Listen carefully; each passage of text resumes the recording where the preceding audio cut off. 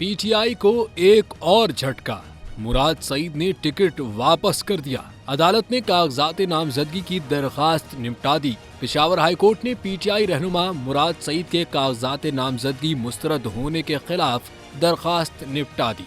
बुध के रोज पेशावर हाईकोर्ट के justice Ishtiyaq Ibrahim, justice Ejaz Anwar और जस्टिस साहबजादा असदुल्लाह पर मुश्तमिल बेंच ने मुराद सईद के कागजात नामजदगी से मुताल्लिक दरखास्त पर समाअत करके फैसला महफूज किया था।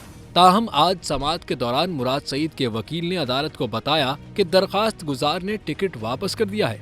अदालत ने दरखास्त गुजार की जानिब से टिकट वापस लिए जाने पर दरखास्त निपटा दी।